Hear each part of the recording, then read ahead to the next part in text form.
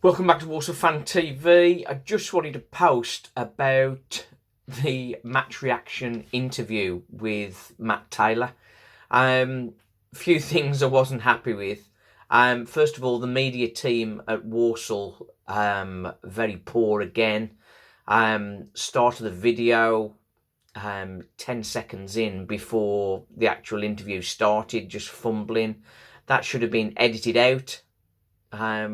I forget stuff all the time, and my videos would be a right mess if I didn't edit out all my numerous mistakes. So that's very poor. I have spoken to the media team, Paul Giuano, on a couple of occasions, and they have put stuff right, and it is much better.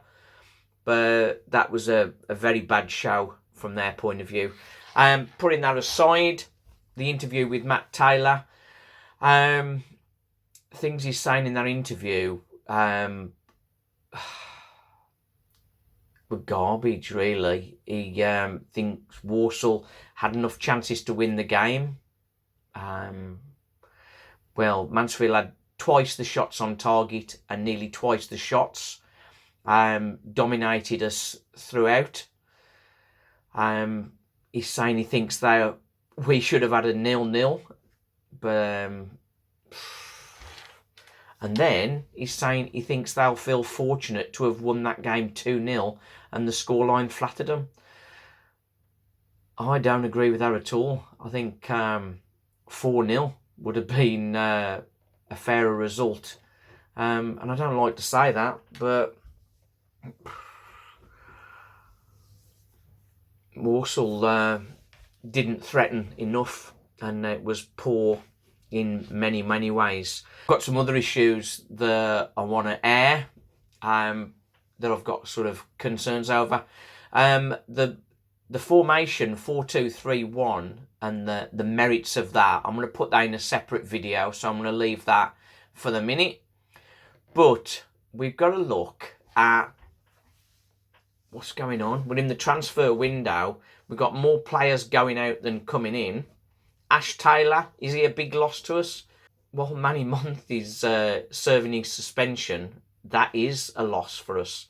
Getting him off the books is good business, I think, Ash Taylor. But I mean, the timing of that, if he'd gone at the end of the window and had another couple of games with us, that perhaps would have covered more of the gap.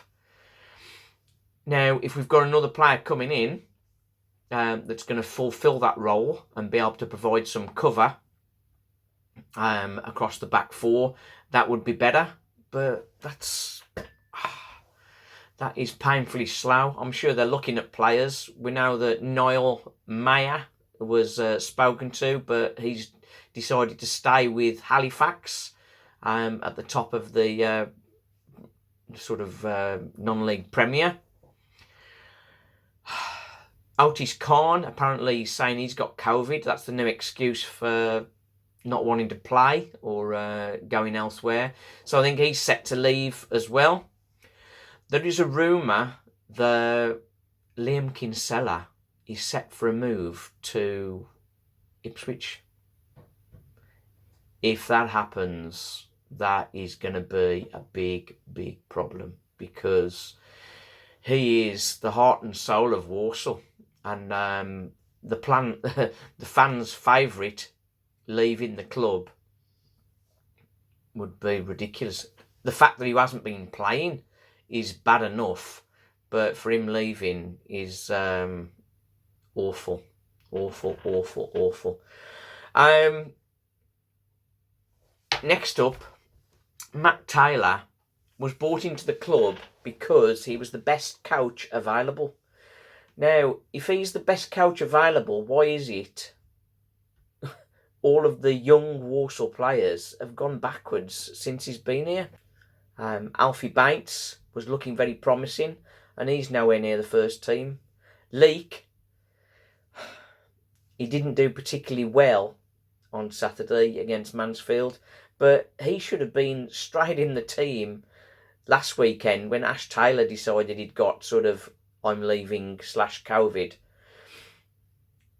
But his development, where's his development coming from? the guy is a lovely lad, but I mean, if you want to play centre half, you've got to be able to head the ball, and he's got no strength in his headers, and surely that's something that should be worked on in the training ground to improve him as a player. And if you're a great coach, that's the kind of thing you should be doing. But we've seen no improvement in his heading ability from right at the very start of the season. Sam Perry, we had an offer they turned down for Sam Perry at the start of the season, a rumoured $250,000. Well, he's not playing. He was a key part of our team last season, Sam Perry. I wanted to see him push on this season, but he's not even...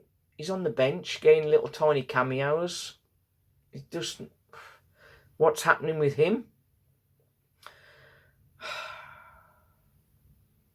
Folks, he's out on loan. That's a good place for him, I think, gaining some experience. Same with Willis, gaining some experience as well. And there's other youth players round about the team. Where's the development? Where are they coming through? We've seen the development squad being hammered every week, and the fringe players around the Walsall first team, they're not getting a sniff. So where's that development of young players, which what we need is a small club? It's just not there. As far as the team's concerned, I did sort of touch on Kinsella. Why is Kinsella not playing? All the stats tell us he's won most interceptions in League Two. He is an excellent CDM. And don't get me started on the fact that Labbard is playing ahead of Earing. Earing should be playing in the number 10 role. That is his role. That's what he was brought in the club to do. And Walsall are training him to be a CDM. That's not why he came here. I want to go into more detail about the squad and the 4-2-3-1 formation. So that's going to be coming up. I'm going to do that in the morning when I've calmed down a bit. And I'll be posting that tomorrow. So if you haven't subscribed already, press the subscribe button, press the bell and all that business. And we'll get into that. But there's deeper problems which we need to talk about. So that is coming. If there's anything particular you want me to talk about, pop it in the comments and we'll air it here. Thanks for watching.